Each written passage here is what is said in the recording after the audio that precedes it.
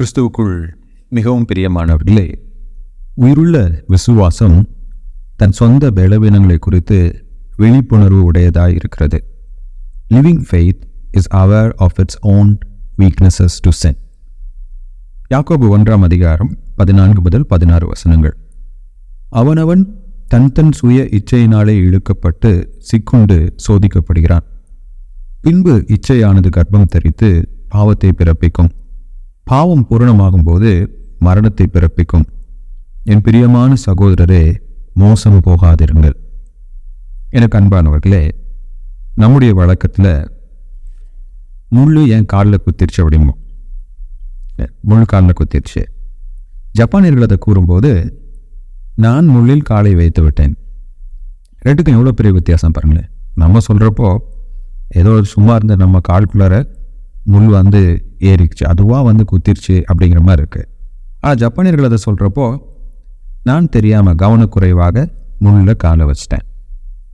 இதுதான் யாக்கோபு இங்கே நமக்கு எடுத்துரைக்க விரும்புகிறார். இந்த வசனத்தில் நம்ம கற்றுக்கொள்கின்ற 4 ஆவிக்குரிய உண்மைகள். முதல் உண்மை என்னன்னா, நாம் செய்யும் பாவங்கள் நமக்குள்ளாக இருந்து பிறக்கிறது என்பதை நாம் உணர்ந்து கொள்ள வேண்டும். We have a strong inclination to sin. பாவம் செய்வதற்கான தீவிரமான தூண்டுதல் நமக்குள்ளாக இருக்கிறது. இப்போ பாவம் நம்ம சொல்கிறப்போ, நம்ம ஒவ்வொருத்தரும் ஒவ்வொரு விதமான பாவங்களை செய்கிறோம். இப்போ ஒருத்தருக்கு இச்சை ஒரு பாவமாக இருக்கும். யாராச்சும் ஏதாச்சும் ஒரு புது பொருள் வாங்கினாங்கன்னா உடனே நானும் அதை வாங்கணும், அதே மாதிரி வாங்கணுங்கிற ஒரு ஆசை.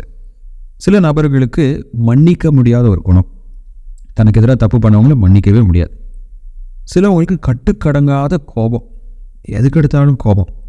சிலவங்களுக்கு பொய் சொல்கிறது, ஆங்கிலத்தில் எக்ஸாஜரேஷன் சொல்லுவோம், மிகைப்படுத்தி பேசுவது, சோம்பேறித்தனம், இப்படி நிறைய பாவங்கள் நம்ம ஒவ்வொருத்தருக்குள்ளாக இருக்கலாம். அநேக வேளைகளில் நான் சோதிக்கப்படுகின்ற ஒரு பாவத்தினால் நீங்கள் சோதிக்கப்படாமல் இருக்கலாம். ஒருவேளை நீங்கள் சோதிக்கப்படுற ஒரு பாவத்தினால் உங்கள் கணவனோ மனைவியோ பிள்ளைகளோ பெற்றோரோ நண்பர்களோ சோதிக்கப்படாமல் இருக்கலாம். இப்போ நம்முடைய பலவீனங்களை நாம் அறிந்தவர்களாக இருக்க வேண்டும். அந்த பலவீனங்களை குறித்து நாம் மிகுந்த விழிப்புணர்வுள்ளவர்களாக இருக்க வேண்டும். அப்போ நிறைய பாவங்கள் நம்ம செய்கிறதுக்கு காரணம் நாம தான். நமக்குள்ளாக ஏதோ ஒரு வீக்னஸ் இருக்குது, அது டக்குன்னு ஏதோ ஒரு இடத்துல வெளிப்பட்டுறது. ரெண்டாவது, நாம் செய்கின்ற நிறைய பாவங்களுக்கு வெளியிலிருந்து எந்த ஒரு சோதனையும் வர்றது கிடையாது. There is no tempter for many of the sins that we commit. நம்ம ஈஸியாக ஒன்று கடவுள் மேலே பழி போட்டுடுறோம், இல்லை பிசாசு மேலே பழி போட்டுடுறோம், இல்லை நம்மளா ஏதாச்சும் ஒன்று செஞ்சுட்டு சொல்லுவோம், இது கடவுளுடைய சித்தம் பிரதர், இல்லைங்களா, அதனால தான் இது நடக்கலை அப்படின்னு சொல்லி கடவுள் மேலே நம்ம பழியை போடலாம், சுற்றியுள்ள மனிதர்கள் மேலே பழி போடலாம். நாம் இந்த பாவத்தை நான் செய்வதற்கு என்ன காரணம்னு சொல்லி உட்காந்து நம்ம யோசித்து பார்த்தோம்னா, பல வேளைகளில் அது காரணம் நம்முடைய ஆசைகள், இச்சைகளாக இருக்கும். அதுதான் அவர் சொல்கிறார், அவனவன் தன் சுய இச்சையினாலே இழுக்கப்பட்டு சிக்குண்டு சோதிக்கப்படுகின்றான்.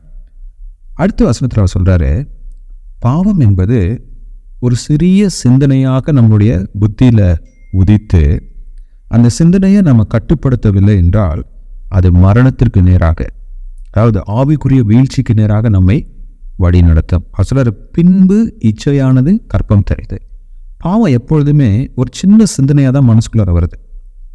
அதை நம்ம உடனடியாக களைந்து போடவில்லை என்றால் அது நம்ம மனசுக்குள்ளார என்ன பண்ணுதுங்க, பெரிய பெரிய கற்பனைகளை உருவாக்கி அது செயலில் போய் முடிவடைகிறது. இல்லை, பல வேளைகளிலே நாம் அந்த சிறிய சிந்தனைகளை நாம் கட்டுப்படுத்த கற்றுக்கொள்ள வேணும். நமக்குள்ளாக ஒரு சிறிய தவறான சிந்தனை வரும்பொழுதே வேத வசனத்தை கொண்டு அதை நம்ம முறியடிக்கணும். இல்லை அப்படின்னா நல்ல ஆவிக்குரிய நபர்களிடத்தில் சென்று ஆலோசனைகளை நம்ம பெற்றுக்கொள்ள வேண்டும். 4வதா, பிரியமான சகோதரரே, மோசம் போகாதிருங்கள் என்று சொன்னார். இதனுடைய அர்த்தம் என்னதுங்க, நாம் செய்யும் பாவங்கள் மனப்பூர்வமான செய்கைகளாக இருக்கிறது. Our sins are a willful rebellion on our part. தெரியாமல் பாவம் செஞ்சுட்டேன்னு யாராலையும் சொல்ல முடியாது. ஆண்டவர் சொல்கிறாரு, அவருக்கு முன்பதாக நாம் நிற்கும்போது சாக்கு போக்கு சொல்கிறதுக்கு நமக்கு இடம் கிடையாது.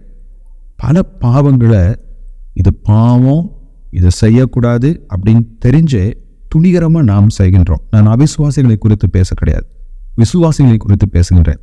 என்னுடைய பர்சனல் வாழ்க்கையில் கூட ஒரு சில சமயம் இதை செய்யக்கூடாது அப்படின்னு சொல்லி என் மனசுக்கு தெரியும். இருந்தாலும் நான் என்னுடைய மாம்சத்துக்கு கட்டுப்பட்டு எதை நான் செய்யக்கூடாது என்று என் மனம் கூறுகிறதோ, இல்லை என்றால் வேதம் கூறுகிறதோ, கர்த்தர் கூறுகிறாரோ அதற்கு விரோதமாக நான் செய்ததுண்டு. அப்போ பாவம் செய்வதற்கான தூண்டுதல் நமக்குள்ளாக இருக்கிறது. வெளியிலிருந்து நம்மளை யாரும் சோதிக்க வேண்டாம். அதுக்குள்ளே எல்லா விதமான திறனும் இருக்கிறது. அது எப்படி தொடங்குதுன்னு சிறிய சிந்தனையாக தொடங்குது. அதை நம்ம அப்போவே கட்டுப்படுத்தலைன்னா அது மிகப்பெரிய ஆவிக்குரிய வீழ்ச்சிக்கு நேராக நம்மை வழி நடத்துது.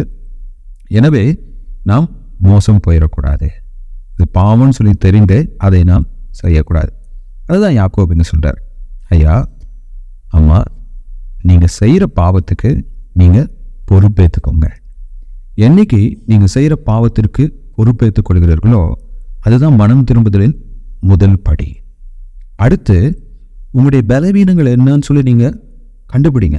எந்தெந்த இடத்துல நான் வீக்காக இருக்கேன், எந்தெந்த இடத்துல நான் பாவம் செய்கிறேன், கடவுளுக்கு பிரியமில்லாத செய்கிறேன், செய்யத்தகாத செய்கிறேன்னு சொல்லிட்டு உங்களுடைய பலவீனங்களை குறித்து நீங்களே ஆராய்ந்து அறிந்து அந்த பலவீனமான ஆவிக்குரிய காரியங்களில் கர்த்தரை சார்ந்து கொண்டு அதிலிருந்து நான் எப்படி விடுபட முடியும் என்று நீங்கள் முயற்சி செய்ய வேண்டும். வீணாக கடவுளையும் சாத்தான் மீதும் தேவையில்லாமல் பழி போடாமல் நம்முடைய பாவங்களுக்கு நாம் பொறுப்பெடுத்துக் கொள்ளணும். அன்னைக்கு ஆதாமும் ஏவாளும் அந்த கனியை சாப்பிடக்கூடாதுன்னு சொல்லி அவங்க சித்தம் கொண்டு கடவுள்கிட்ட போயிருந்தாங்கன்னா அந்த பாவத்திலேருந்து தப்பிச்சிருக்கலாம். அவங்க சர்ப்பத்தையோ கடவுளையோ எந்த விதத்திலையும் குறை கூற முடியாது. அன்றைக்கு அந்த கனியை அவர்கள் புசிக்க வேண்டும் என்று விரும்பி மனப்பூர்வமாக அவர்கள் புசித்தார்கள்.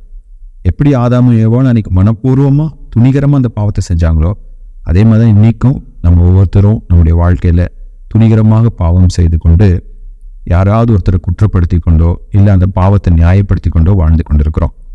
மோசம் போகாதிருங்கள், விழிப்புணர்வாக இருங்கள், உங்கள் பாவத்தை ஒப்புக்கொண்டு மனம் திரும்புங்கள். அதுவும் நம்முடைய விசுவாசத்தின் ஒரு பங்கு என்று யாக்கோபு நினைவுபடுத்துகிறார். கர்த்தர் தாமே அந்த ஞானத்தை உங்களுக்கும் எனக்கும் கொடுப்பாராக. ஆமென்.